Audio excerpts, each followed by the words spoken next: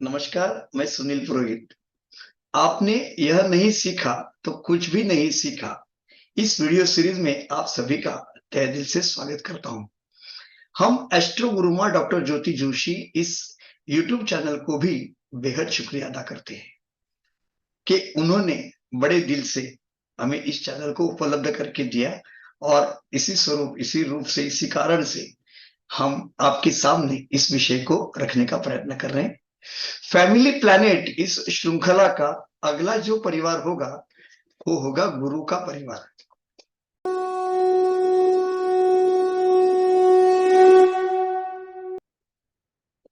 यहाँ पे पिक्चर में आप देख रहे हैं कि फैमिली एक एक नाम के साथ चलती है, एक शोहरत के साथ चलती है। यहाँ पे ग्लैमर और इससे भी ज्यादा वैल्यूज को इंपॉर्टेंस दिया जाता है। यहाँ पे लोग अपने बारे में क्या कहते होंगे, क्या सोचते होंगे, इसके बारे में ज्यादा महत्व दिया जाता है। हो सकता है इसमें फैमिली रिचुअल्स भी हो और हो सकता है कि इसमें हमें किसी न किसी माध्यम से एक दुनियादारी से ज्यादा प्रतिष्ठा को महत्व दिया हुआ दिखाई देता है। तो गुरु का परिवार यदि आपको समझना है या आप गुरु के परिवार का हिस्सा है तो आप कौन से श्रृंखला में आते, कौन से प्रकार से आते हैं, ये है आपके ऑप्शंस। जन्म लग्न में गुरु का होना। यदि आपके कुंडली में जन्म लग्न में गुरु है, चाहे वो किसी भी राशि का हो, मेष से लेके मीन तक किसी भी राशि का गुरु क्यों न हो, आप गुरु के परिवार का हिस्सा बन जाते हैं या आप इस परिवार को हेड करते हो। गुरु के परिवार की खास गुण सामाजिकता, वैल्यूज को महत्व देना, ये सारे होते हैं। आप कई बार देखेंगे कि जिनके जन्म लग्न में गुरु है वो दुनियादारी को समझने का प्रयत्न करते हैं। दुनिया में क्या अच्छा होना चाहिए, क्या बुरा होना चाहिए, किस चीज को लोगों ने वैल्यू के साथ जोड़ना चाहिए, ऐसी इनकी दुनियादारी का अलग प्रकार होता है, जो कई बार साहित्य, चिंतन, परंपरा इनके साथ जुड़ने का प्रयत्न करते हैं। आप सभी को पता है कि बाह्य ग्रहों को विशेष दृष्टि होती है। जैसे गुरु को 5वीं, 7वीं और 9वीं दृष्टि है। यदि आपका गुरु कुंडली में चतुर्थ, सप्तम या नवम भाव में है तो उसकी दृष्टि जन्म लग्न पे होगी और ऐसे प्रकार में भी यह जातक गुरु के परिवार का हिस्सा बन जाएगा। अप्रत्यक्ष रूप से, जिसे हम दृष्टि योग कहते हैं, उसकी सहायता से व्यक्ति गुरु के परिवार का हिस्सा बन जाएगा। मतलब इसे पढ़ाना नहीं पड़ेगा, बताना नहीं पड़ेगा कि वैल्यूज क्या होते हैं, ट्रेडिशन क्या होती है, संस्कार क्या होते हैं, किस चीज को अच्छा मानना चाहिए, किस चीज को अच्छा नहीं मानना चाहिए, सम्य भाव क्या है, किस प्रकार से, किस हद तक, किस प्रमाण से जिंदगी को जीना चाहिए, ये समझने का प्रकार भी, ये सोच भी गुरु के साथ ही होती है। जैसे हमने पहले भी देखा है, यहां पे भी हम गुरु के परिवार के दो प्रकार है। एक है धनु लग्न वाला प्रकार और दूसरा है मीन लग्न वाला प्रकार। जिस प्रकार से हमने थोड़ी देर पहले गणित किया था, जुपिटर इक्वल टू धनु प्लस मीन, ऐसा समीकरण हमारे सामने आएगा। यानी धनु राशि के सारे गुणों को हम जोड़ दे, मीन राशि के सारे गुणों को हम जोड़ दे और ये सबको इकट्ठा बना के उसको एक छोटे से कैप्सूल के प्रकार में बनाएंगे तो वह स्वयं बृहस्पति बनेंगे। इसमें सारे मीन राशि के और धनु राशि के गुणधर्म मौजूद होंगे। यदि आप धनु लग्न के हैं तो आप में गुरु के गुणधर्म भरे पड़े हैं, लेकिन उसमें मीन राशि के गुणधर्म कम दिखाई देंगे। यानी मीन राशि के गुणधर्म कौन से हैं? मीन राशि एक जल राशि है, एक फिमेनाइन साइन है, फिमेनाइन एंड वाटर एलिमेंट। यानी यह एक दादी माँ जैसी है जिसे सारे प्रकार के अनुभव है। यह एक ऐसे प्रकार के समाज का प्रतीक है जहां पे लोग एक दूसरे पर भरोसा करके पूरी जिंदगी बिताने के लिए तत्पर होते हैं। आदर्श, मूल्य और कर्तव्य ये शब्दों के साथ ही मीन राशि रहती है। लेकिन मीन राशि किसी को कुछ तब तक नहीं बताती जब तक आप उसे पूछते नहीं हो।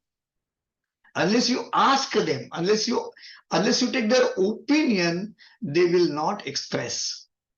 धनुराशि is not like that. धनुराशि मस्कुलाइन साइन है, अग्नि तत्व की राशि है, और इसलिए यह अपने विचारों को बिना पूछे भी बता सकते हैं। ये एक अच्छे सेक्रेटरी के प्रकार से भी गुरु का काम कर सकते हैं। किसी व्यवस्था को संभालना, राजा ने दिए हुए अधिकारों का उपयोग करके लोगों को पुरस्कृत करना, समय पे बहिष्कृत करना, समय पे सजा देना, ये भी काम धनु राशि के साथ जुड़ जाते हैं क्योंकि वो अग्नि तत्व की राशि है। लेकिन है गुरु की ही। गुरु के 3 प्रकार हमने देखे हैं। एक अभी तक हमने देखा वो था प्रत्यक्ष गुरु लग्न में। उसके बाद में हमने देखा अप्रत्यक्ष रूप से दृष्टि वाला गुरु। तीसरा हमने ये देखा धनु लग्न वाला गुरु। और चौथा गुरु मीन लग्न वाला है। यहां पे जन्म लग्न ही समावेश के लिए तत्पर है। आके लोगों को मिलाना, लोगों के साथ जुड़ना, उन्हें संस्कारित करना आवश्यकता अनुसार, और उन्हें आवश्यकता न हो तो खरी खोटी नहीं सुनानी है, उनके खिलाफ गॉसिप नहीं करना है। अपने घर के लोगों को संभालना, अपने साथियों को संभालना, उनके लिए आदर्शवत जीवन का मूल्यांकन करना, जीवन को उपलब्ध कराना, और उसलिए जो चाहिए वो त्याग करना, यह भी मीन राशि की देन हो सकती है। उदाहरण के तौर पे as a reaction moon, as a reacting planet, if moon is in Dhanu और पाइसिस, यानी यदि आपकी कुंडली में धनु राशि में गुरु है या मीन राशि में गुरु है तो भी आप गुरु के परिवार का हिस्सा बन जाते हैं। क्या होता है ऐसी अवस्था में? आप कहेंगे कि नहीं हिस्सा बने तो क्या फर्क पड़ता है। यदि आप हिस्सा है तो आपको ज्ञान का सौंदर्य पहले पता चलता है। कोई भी व्यक्ति बात करते समय उसमें कौन सी चीज सही है, कौन सी चीज गलत है, यह समझने वाला विवेक गुरु के साथ होता है। कई बार यह देखा जाता है कि गुरु को लोगों की परख होती है। किसी के साथ बहकावे में आके कुछ भी करना गुरु के लिए सही नहीं होता, वो नहीं चाहते। इसलिए यदि आप गुरु के परिवार का हिस्सा है तो आप दुनिया के लिए भी आदर्श बन सकते हो। दुनिया के लिए आप एक रोल मॉडल बन सकते हो कि जिंदगी किस प्रकार से व्यतीत करनी चाहिए, किस प्रकार से जीनी चाहिए, किस प्रकार से न्याय करना चाहिए। यह भी विचार गुरु के परिवार के साथ आपको देखने मिलेगा। यहां पे प्राचीन साहित्य से लेके आज के समय के साहित्य कृति तक सारी लिखाइयां, सारा साहित्य समुच्चय यह गुरु के साथ जुड़ जाता है, क्योंकि गुरु को विश्वास है कि जो पढ़ते हैं वो बढ़ते हैं। ग्रंथ ही गुरु है और ज्ञान किसी एक व्यक्ति विशेष की विरासत नहीं है। और यदि आपको ज्ञान को प्राप्त करना है तो उसका माध्यम केवल गुरु ही हो सकते हैं, क्योंकि उनके पास विवेक है। कितना पढ़ना चाहिए, उसे कितना इस्तेमाल करना चाहिए, उसे कौन से प्रकार से अधिक और अधिक उपयुक्त बनाना चाहिए, इससे किस प्रकार के कानून बनने चाहिए, यह गुरु की देन होती है। इसलिए आमतौर पे यदि आपके साथ में कोई भी व्यक्ति गुरु के फैमिली की है तो याद रखिए उनका मजाक मत करिए। उनकी चीजों को समझ लीजिए, वो आपको बड़े नुकसान से बचा सकते हैं। गुरु एक ऐसा परम ऐश्वर्य हो सकता है जो आपको सृष्टि के किसी भी अनुभव के प्रति जागृत कर सकते हैं और उस अनुभव की झलक आप तक पहुंचाने का काम जरूर कर सकते हैं। तो यदि आप गुरु के परिवार का हिस्सा है तो आप बड़े भाग्यशाली हैं।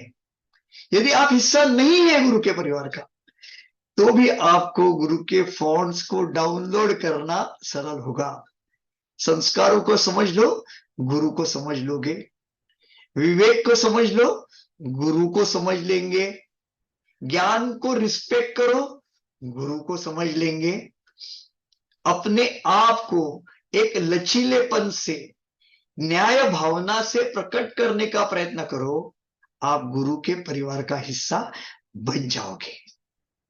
This, thank you very much for understanding Jupiter family with me. Thank you very much. ज्योतिष का अध्ययन तथा शास्त्र की शास्त्रीय तरीके से पढ़ाई करने के लिए मेरी 2 किताबें प्रकाशित हो चुकी है, उनका अवश्य लाभ लीजिए। Please like, share and subscribe the channel. और हाँ, बेल आइकॉन दबाना ना भूलें। धन्यवाद।